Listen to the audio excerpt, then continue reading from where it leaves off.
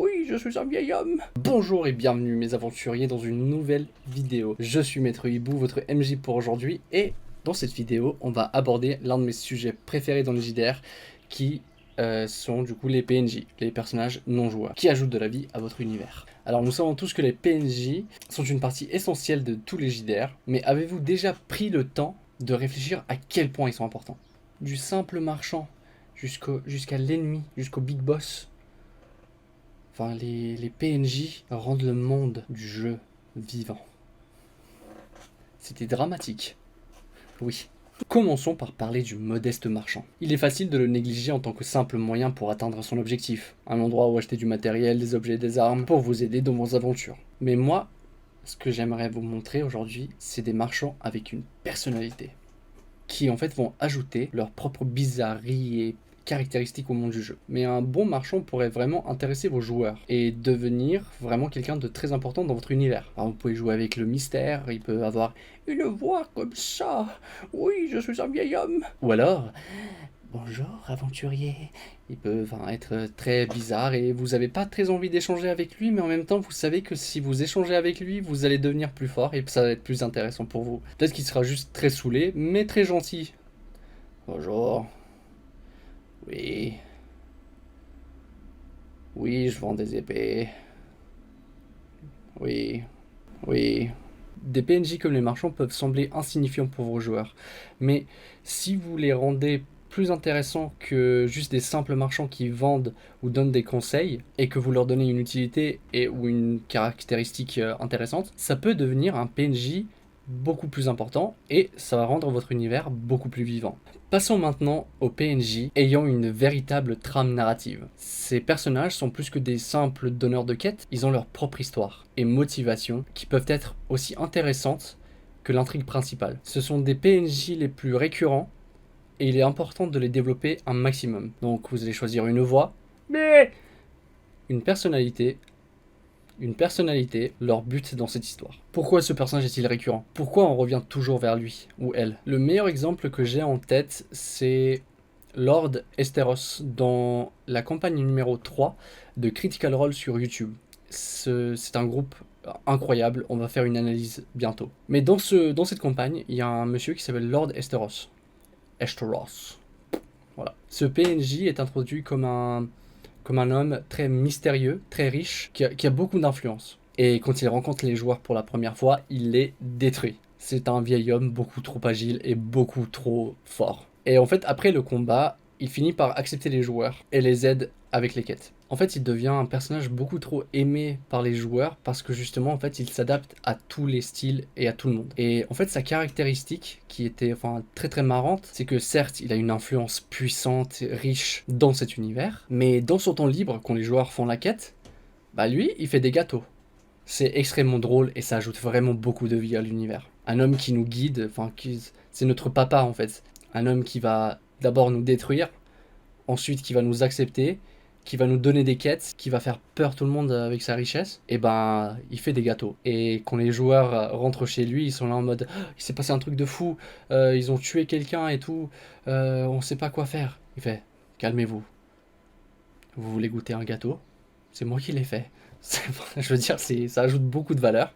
Et moi, je trouve ça très très intéressant. Ensuite, parlons des PNJ qui n'ont peut-être pas leur importance narrative, mais qui sont quand même importants pour ajouter de l'ambiance dans le monde. Alors, ce sont les PNJ qu'on peut trouver dans les tavernes, par exemple, les ivrognes, ceux qui aiment les jeux d'argent, des loups solitaires et mystérieux, des hommes, des femmes, et qui sont là pour boire un verre, acheter des choses chez le marchand, marcher dans la rue. Donc ce sont des personnages qui sont juste là pour mettre l'ambiance. Mais ce personnage dit insignifiant peut devenir important. Si vous voyez que vos joueurs, pour n'importe quelle raison, viennent tout le temps parler à ce personnage-là, vous pouvez adapter votre histoire autour de ce PNJ et faire en sorte que ce PNJ ait une information qui pourrait intéresser vos joueurs et faire avancer l'histoire. En fait, ces PNJ peuvent vous permettre aussi d'improviser. Maintenant, parlons des PNJ avec qui vous combattez côte à côte. Ces personnages peuvent être essentiels pour faire avancer l'histoire, et c'est toujours mémorable lorsqu'ils sont bien faits. Prenons un exemple un peu au pif, imaginez que vous voulez ajouter un détective dans votre histoire. Et en fait, ce détective, il cherche à comprendre pourquoi il y a autant d'agitation soudainement dans votre univers. Et en faisant ses recherches,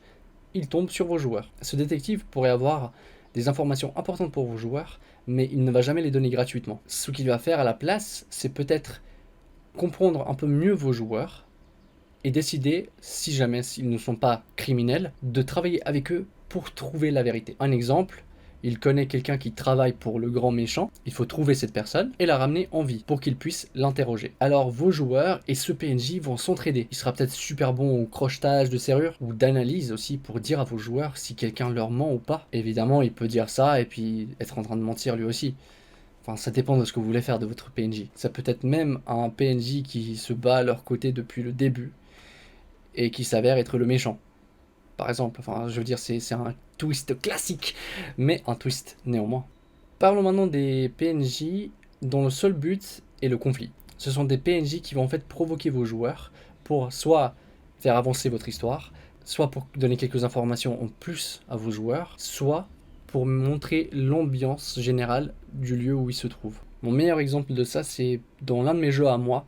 En fait, j'avais une taverne où en fait, parfois, des gens faisaient du combat clandestin. Et parmi mes joueurs, j'avais quelqu'un qui était très facilement énervé. Je ne parle pas du joueur, je parle bien du personnage. Et il se peut que ce monsieur très fort ait provoqué ce joueur dans un combat. Le combat a duré quand même une dizaine de minutes. Et pendant ces 10 minutes, mes joueurs ont adoré en fait. Déjà les deux qui se battaient, ils étaient en train de s'insulter un petit peu, de se dire ah waouh c'est très joli ce que t'as fait, des choses comme ça. Et autour d'eux, les autres joueurs, en fait, ils essayaient de faire en sorte que leur ami gagne. Et du coup, ils ont utilisé un petit peu d'inspiration cachée, ils ont essayé de lui donner des bonus ici et là. Ce petit conflit a fait que les deux combattants sont devenus amis. De base, moi je voulais juste provoquer le joueur, mais j'ai fini par adapter l'histoire et faire en sorte que ce personnage avec qui il s'est battu vienne l'aider à la fin. Et ça a créé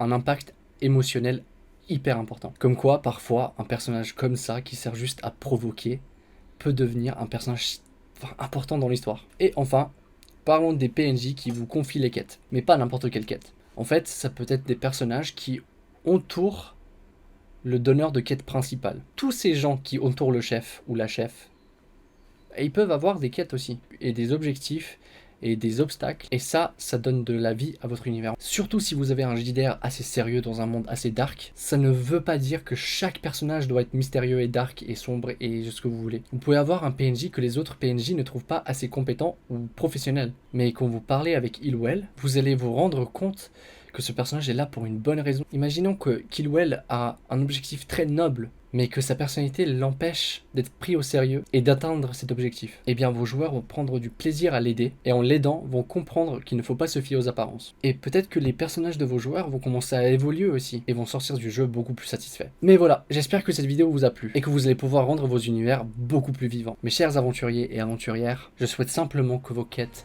soient remplies de joie et d'argent. À la prochaine.